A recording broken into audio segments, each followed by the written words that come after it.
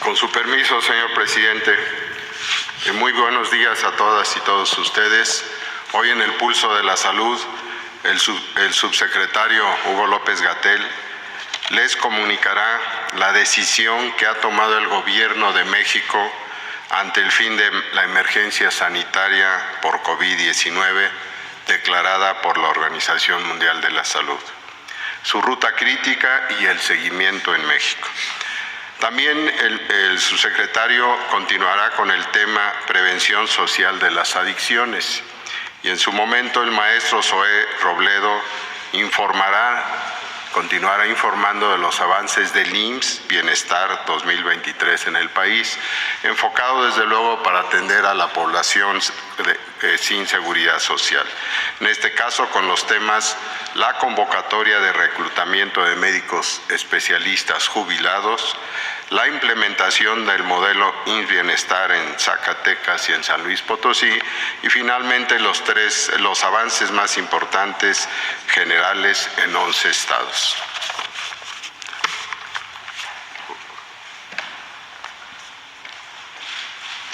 Con su permiso, presidente. Muy buenos días tengan todas y todas, secretario, secretaria, director, colegas, muy buenos días. Como se conoce, el pasado jueves 4 de mayo por la noche y se hizo público al día siguiente, la Organización Mundial de la Salud, o más exactamente el Comité de Emergencias de la Organización Mundial de la Salud, recomendó al subdirector general y este mismo tomó la decisión de dar por terminada la emergencia de salud pública de interés internacional. Este es el término que tiene en el Reglamento Sanitario Internacional. Y explicó las razones y las consecuencias de esta suspensión. También aclaró que termina el estado de emergencia emergencia de salud pública de interés internacional, pero que desde luego la existencia de COVID-19 como una enfermedad de carácter epidémico o el propio virus SARS-CoV-2 permanecerán seguramente de manera perpetua en la especie humana. Aquí hacemos una síntesis de los argumentos fundamentales de la Organización Mundial de la Salud para dar por terminada esta emergencia. El primero es el reconocimiento de que existe una tendencia decreciente continua de las distintas consecuencias de la epidemia, los casos, las hospitalizaciones, las defunciones asociadas con la infección por SARS-CoV-2, con COVID. Lo segundo es que en las poblaciones humanas se han alcanzado altos niveles de inmunidad, ya sea por infección o por vacuna, o ambas, por supuesto. También que las variantes actuales del virus SARS-CoV-2 son variantes menos virulentas, es decir, tienen menor capacidad de causar daño grave. Y, por último, que el manejo clínico, el tratamiento de las personas enfermas ya tiene una mejor capacidad, no solamente por la existencia de algunos medicamentos, sino también por cambios en la práctica para tomar mejores decisiones sobre cuándo intubar, cuándo no intubar, a quién hay que darle medicamentos antiinflamatorios, esteroides, a quién no, etcétera, etcétera, etcétera. El punto es que estas características se cumplen también en el territorio mexicano. De hecho, se cumplían ya desde hace varios meses, como lo habíamos venido señalando.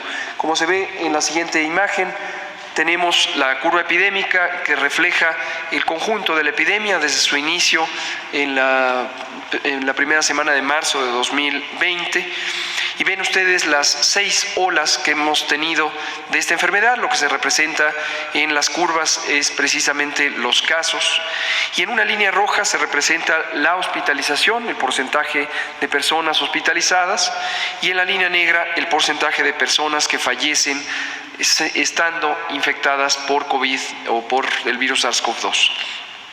Y podemos ver de manera muy clara donde está la etiqueta morada, que es cuando entró Omicron en noviembre de 2021, cuando hubo un cambio muy importante en la epidemiología de COVID-19 en México, consistente con lo que ocurrió en otros lugares del mundo.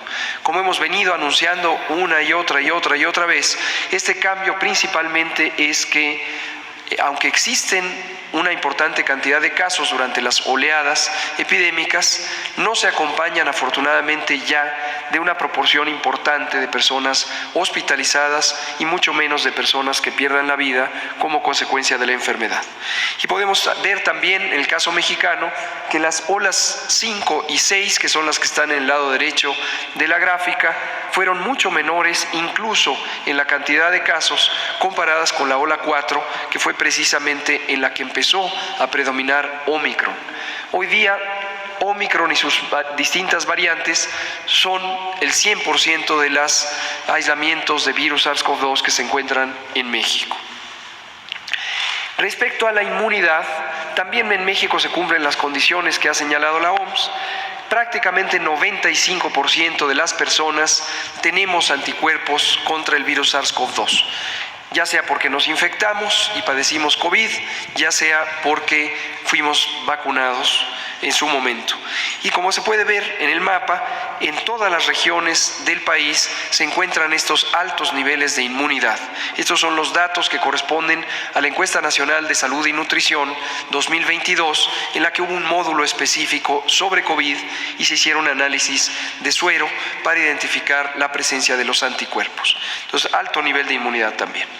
Por último, comentamos que, dado que se cumplen las características que ha considerado la OMS para suspender la emergencia de salud pública de interés internacional, también se ha tomado esta decisión para el propio país.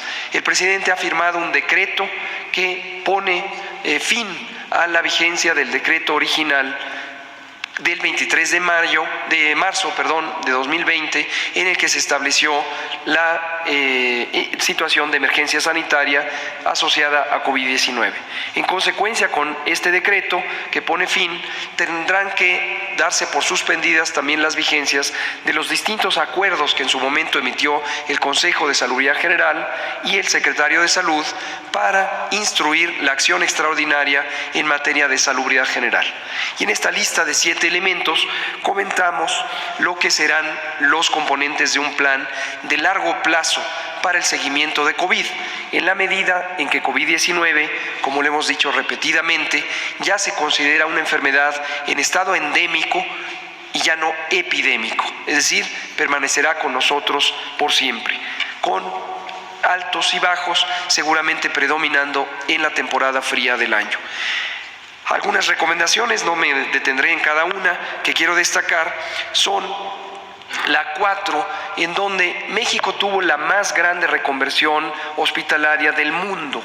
Tuvimos una habilitación de 74,000 camas durante el pico máximo de la segunda ola, 11,000 de ellas en camas con ventilador, y es la experiencia más grande de reconversión hospitalaria que se haya tenido en el mundo. El Instituto Mexicano de Seguro Social fue la institución que más contribuyó a esta reconversión. Esto lo que nos lleva es a dejar las bases técnicas para este proceso de reconversión ante la posibilidad de futuras epidemias. La 5 es la incorporación de la vacunación COVID, con modificaciones a la política de vacunación contra COVID, ya de una manera permanente o regular en el programa de vacunación universal. En su momento se harán públicas las especificaciones técnicas. Y lo último, desde luego, la 7, es que mantendremos actualizado el plan de respuesta, preparación, respuesta y recuperación ante emergencias para que sea un instrumento que sirva ante cualquier nueva epidemia. Esto es todo, presidente.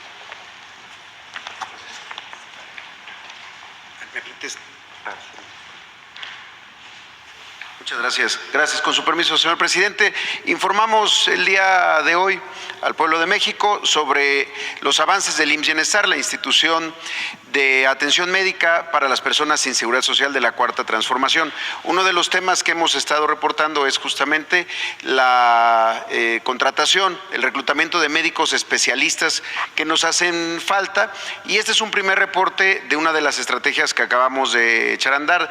El 5 de mayo informábamos sobre el reclutamiento de médicos especialistas jubilados del Seguro Social, pero que todavía tienen mucho por contribuir al sistema de salud, en particular en hospitales de IMSS Bienestar. Hicimos estos procesos ya en 3 estados, fueron Guerrero, Michoacán y Sonora, de un total de 955 médicos jubilados, digamos que susceptibles. Hemos ya contactado a 621 que están analizando esta posibilidad de acuerdo a su especialidad y a los diferentes turnos que se ofrecen.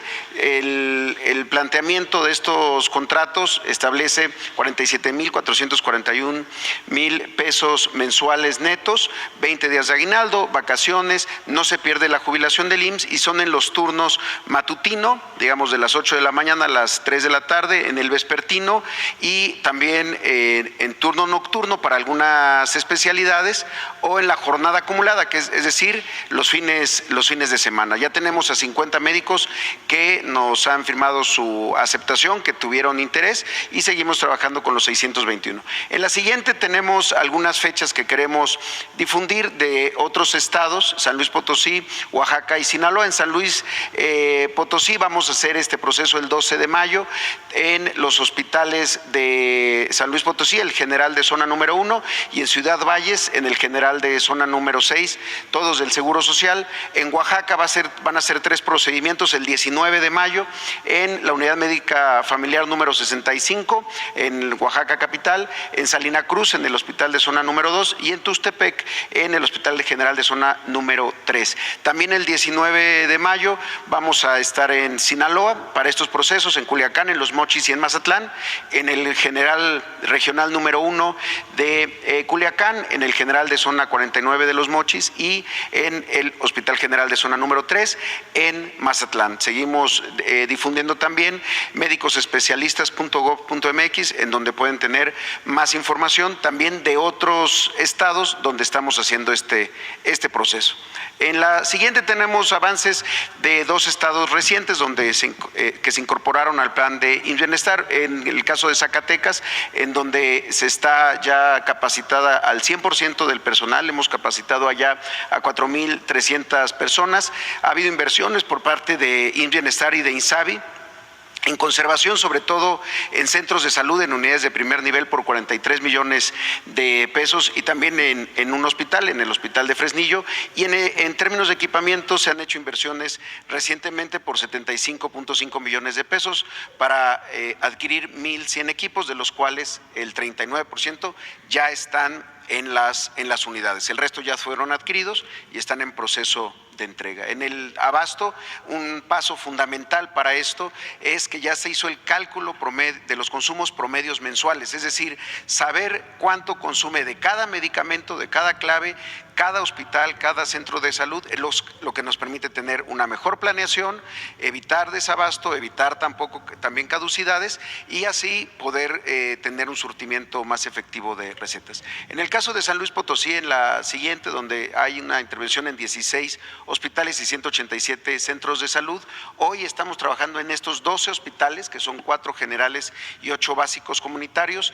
Ha habido una inversión en conservación por 48 millones de pesos en estos 8 hospitales y algo muy importante, el INSABI en los últimos 2 años hizo una intervención muy grande por 769 millones de pesos de inversión solamente de equipos, solamente en este hospital, en el Morones Prieto, un gran hospital, uno de los hospitales más importantes de San Luis Potosí, de alta especialidad, además de otras inversiones en equipamiento en otros hospitales por 1,030 millones de pesos. Y finalmente pasamos al reporte de los estados donde ya habíamos iniciado desde el año pasado, empezando por Nayarit.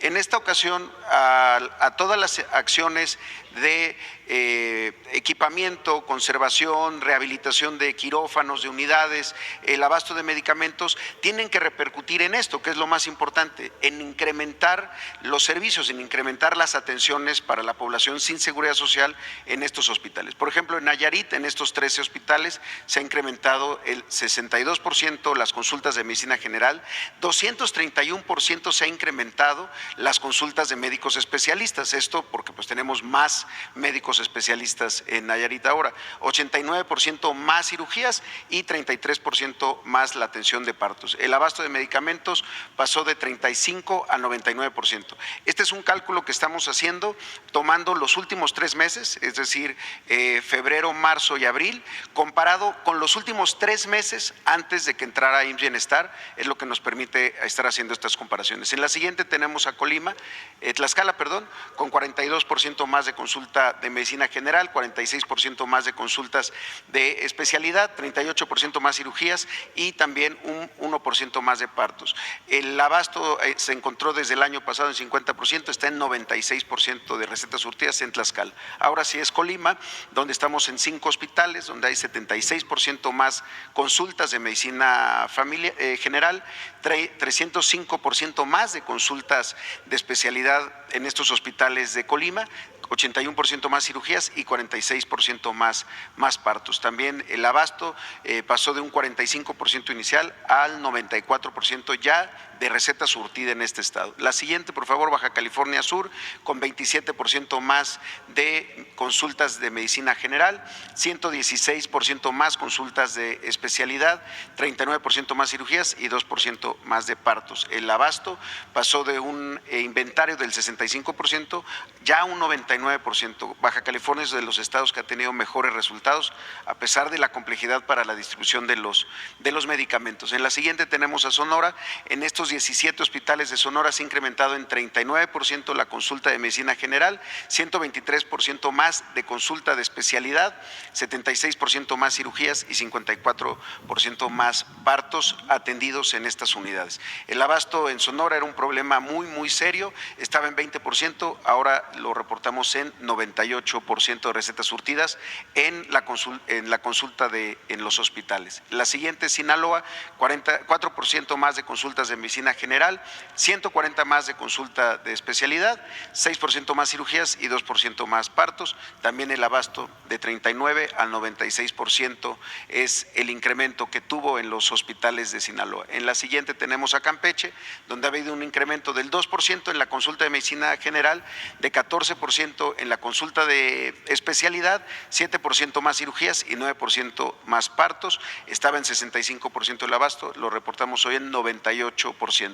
En el estado de Guerrero hay un incremento muy importante de 201% más de consultas de medicina general, 300% más consultas de especialidad, 144 más cirugías y 129 más partos atendidos. El abasto también del 57% que se tenía reportado, hoy tenemos 88% en estas unidades hospitalarias. La siguiente es Veracruz, 236% más reportado de consulta de medicina general, 145% más de consultas de especialidad, 107% más cirugías, es decir, se duplicaron el número de cirugías que se hacen en un trimestre, entre lo que se hacía antes y lo que se hace ahora en el último trimestre ya con IMSS Bienestar, 63% más partos, 61% era lo que teníamos reportado de abasto, que pasó hoy al 96%. La siguiente es Michoacán, donde estamos en 22 hospitales que ya tienen hoy 94% más de consulta de medicina general, 92% más consultas de especialidad, 55% más cirugías y 39% más partos atendidos. El abasto en Michoacán se reportaba en 80% y hoy se incrementó al 96%. Y finalmente Morelos, en Morelos estamos reportando 4 hospitales, la productividad de 4 hospitales, de los 9 que se cuenta y que se van a pasar a IMSS Bienestar, ya hay 5% más de consultas de medicina general, 97% más de consultas de especialidad en estos hospitales que ya son operados por IMSS Bienestar, 12% más cirugías y 22% más partos atendidos. El abasto estaba en 77% y hoy se ha incrementado al 88%. Esto sería todo por nuestra cuenta, señor presidente. Los estados en donde estamos trabajando para próximamente también llevar el programa son Hidalgo, Quintana Roo y Tamaulipas, de los que tendremos pronto más información. Gracias.